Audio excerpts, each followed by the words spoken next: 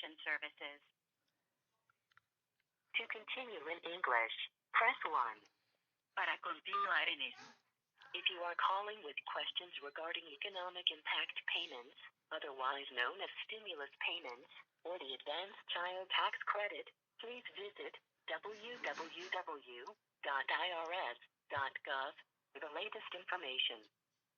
If you are requesting an employer identification number for an entity organized outside the United States, press 1. Your call may be monitored or recorded for quality purposes. Please hold while your call is transferred. Thank you for calling the Internal Revenue Service. My name is Mr. Heath. My ID number is 100-427-1199. Are you calling today to apply for an employer identification number? No, I'm not. I just have a general question for you, if you don't mind assisting me. I'm sorry if I came to the wrong location. Well, I assist clients with obtaining EIN numbers that are foreigners. So my clients are from Canada, Ghana, they're from all over the world. And so a couple of clients. The business was formed. Uh-oh. Can you hear me okay?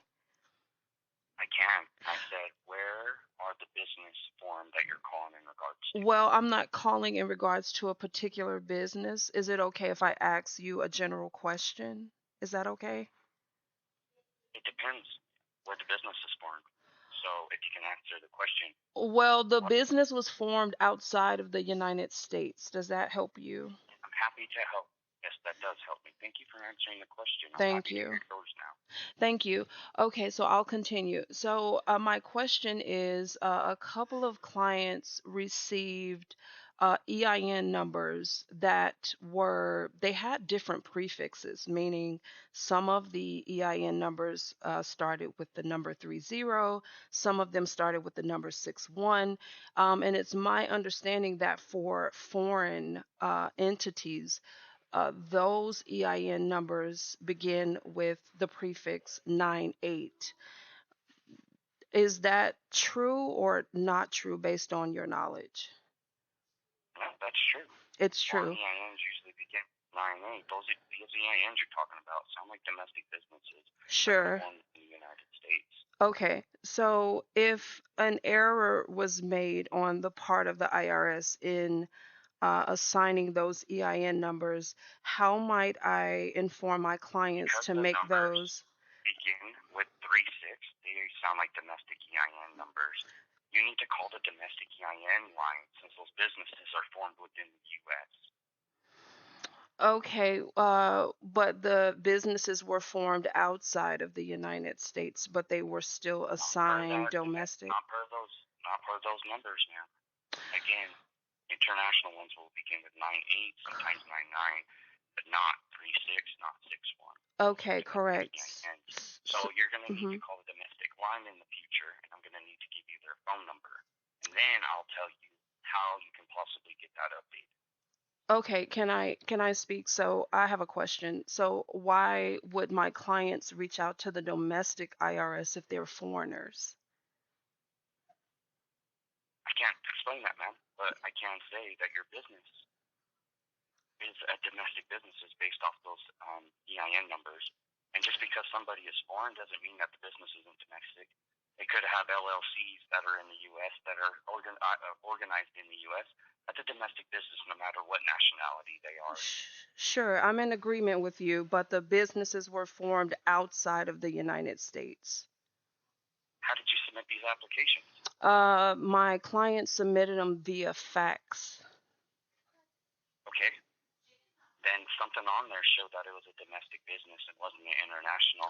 Either way, that's a domestic EIN. You're going to need to call the domestic line to questions and those in the future. Okay. I'll give you their phone number, and then I'll tell you on possibly how you can get that updated. Okay, yeah, sure. Give me that phone number. I'm ready. When businesses are formed within the U.S., it's states, that means it's territories or the District of Columbia, it's 800 829 4933. And then they're open Monday through Friday, 7 a.m. to 7 p.m. Eastern through Pacific time zones. Now, to update any type of entity information, such as like trying to say, hey, the business is actually formed outside the U.S., you'll need to write into the entity department to do that. Entity I can department. give you their address, and then you'll want to write a general correspondence. Of course, you want to make sure you're authorized to write on behalf of these clients. Depending on how their clients of you. Of course, the third-party designee on the SS4 form, it only gives you authorization until the EIN is created. Sure. After that, it's kind of their responsibility unless you have the form 8821 or 2848. So just so you're aware. Sure. They'll or you will want to write a general correspondence. Of course, they'll include their title, their EIN, and then they'll say what happens that, hey, we called on this date. Mr. Heath let us know that, yes, it is correct that based off of that EIN, the beginning of it, it does seem that it is a domestic business. You want that updated to an international one, and then they will either let you know if they're able to do that or not, and then I'll also just include any type of supporting documentation to them, letting them know that, hey, no, this actually was an international one, not a domestic one.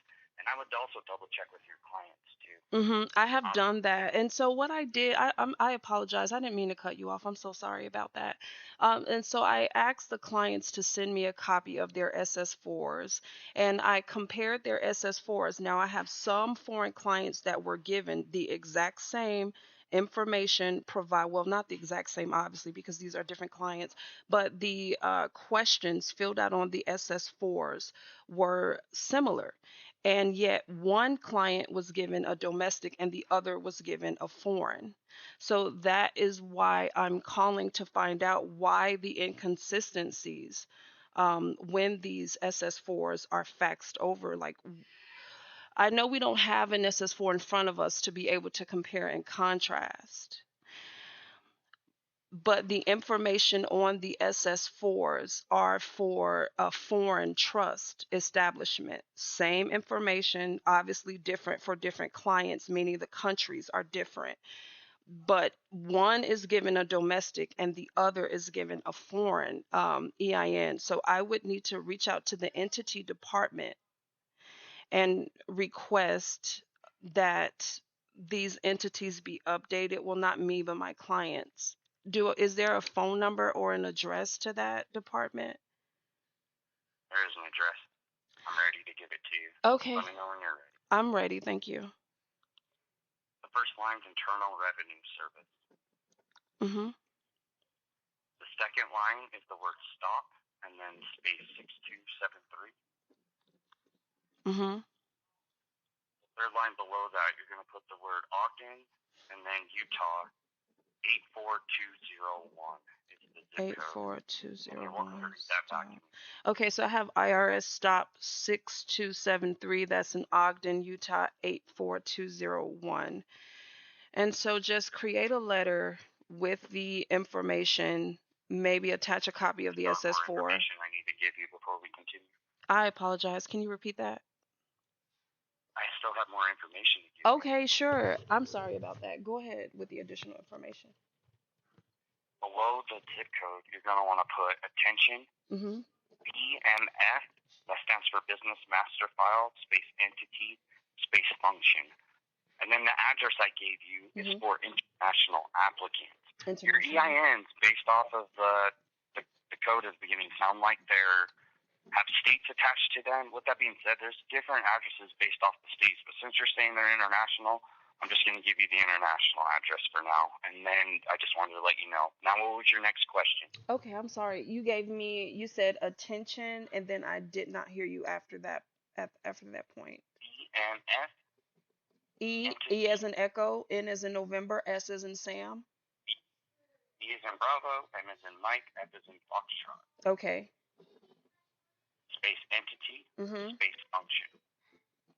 That's who they're going to also be addressing themselves to on the correspondence. Okay. To BMF entity function. BMF entity function. With that, they have 30 days to respond. Do you certify the mail when you send it in?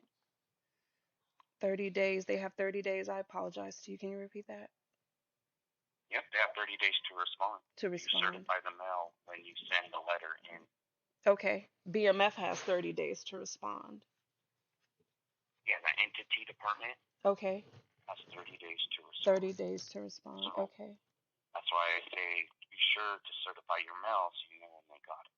Very good. Thank you so much. Okay, so IRS stop 6273, Ogden, Utah 84201. Attention BMF, Bravo Mike Foxtrot entity function. Do I have that correct? Yeah, kinda. So again, it's Internal Revenue Service, not just IRS. So Mm-hmm. be sure you spell that out. Sure. And the word stop 6273, Mm-hmm. Ogden, Utah 84201. Attention BMF entity function. Okay. Understood. Got it. Okay. Is there anything else that I'm missing? No, I would Okay. just be sure to, of course, include any type of documentation that you can showing that it actually is a foreign business. Sure. Understood. Okay. And what was your name? I'm sorry. Can I have your name? Mr. Heath, Mr. Heath. Okay. Heath. you got it. Okay. Can I have your agent number, Mr. Heath? 100-427-1199. Thank you so much. I greatly appreciate your time. You have a good day. You too. Thank you. Bye bye. They are